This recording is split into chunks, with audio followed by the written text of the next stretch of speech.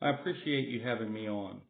What I would like to do is address a campaign here in the United States called the US for Hope campaign.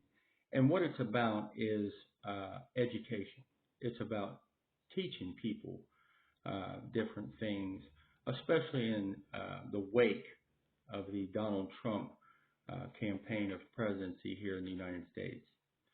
I'm sending this out to anyone who has any influence in the Olympics 2024 in Paris, France. One of my favorite places on earth for many reasons.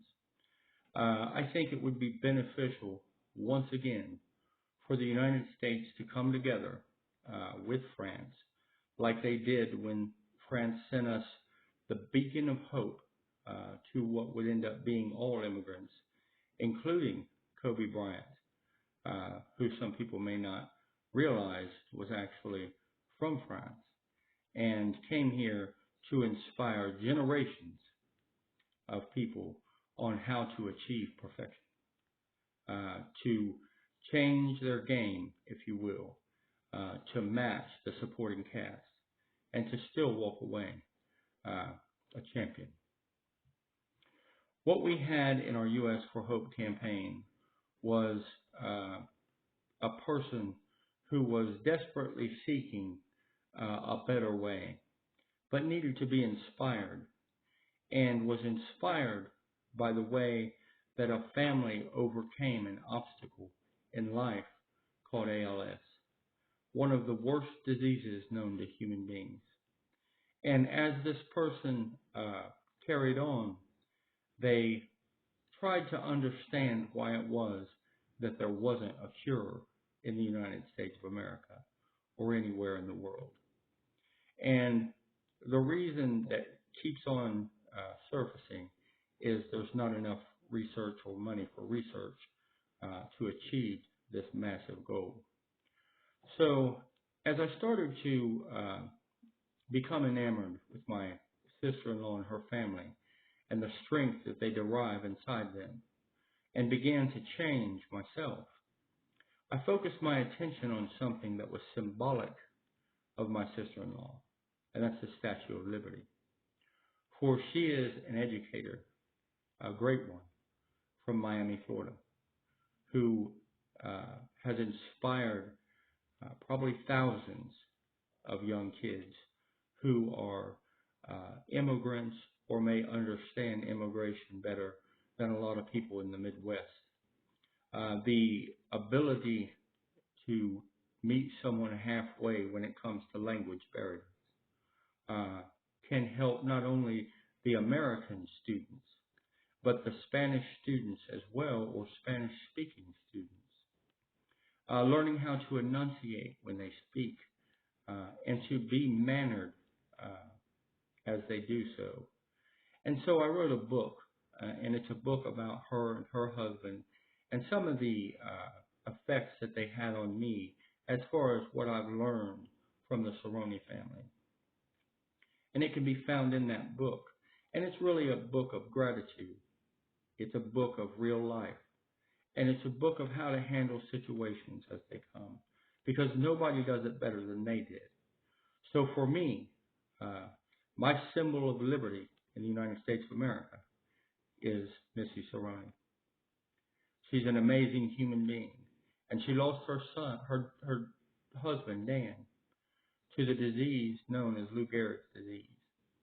He was a Coast Guard in Dade County down in Miami, Florida, who spent his life providing civic duty and providing a game plan for any father, son, friend, or husband in the world, because he did things just as good as anybody I've ever met. And we lost him. And we need to raise our awareness in this country as well as throughout the world on the lessons left behind through this family struggle. I created US for Hope to share information to people who need it, like the homeless people who may or may not be able to afford the medical services needed to fight such a battle because ALS knows no home. It will attack the rich just as quickly as it'll attack the poor. And the only difference is the supporting cast around you. And we all don't have the Thrones. So to provide information on how these people can find food, shelter, they can find inspirational leadership as far as the government providing counselors and people to help them with things like addiction, like disease, like healthcare, like housing, like homelessness, and like finding a way to survive in the world today. So I would hope that we can offer our gratitude back to Paris, France, for creating the template for the greatest avenue in the world for us to raise this money and to share this message, and that is crowdfunding. I have a speech below about my Lady of Liberty, Miss Saroni, and about the Statue of Liberty, and about how two governments far apart can understand the value of immigration and can understand the value of history and can look back and say, we have seen this before and we don't believe separation is the key. We believe education is the key because liberty stood on the shores of Paris Island and still to this day calls out with a beacon of hope in her light that says, come to our shores and seek the American dream. We will help you to achieve it with people like Sacagawea, like Pocahontas, meeting Lewis and Clark and taking them on their expeditions to explore these United States of America.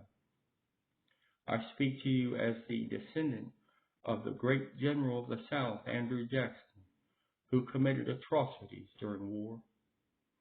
And I can understand how bad things can get if we have leaders who are divisive in their mindsets, who are schematic in their capitalistic views, and who build walls to keep out the poor children in Latin America, who seek better health care, who seek citizenship, who seek many things, just as we did back in the 1700s.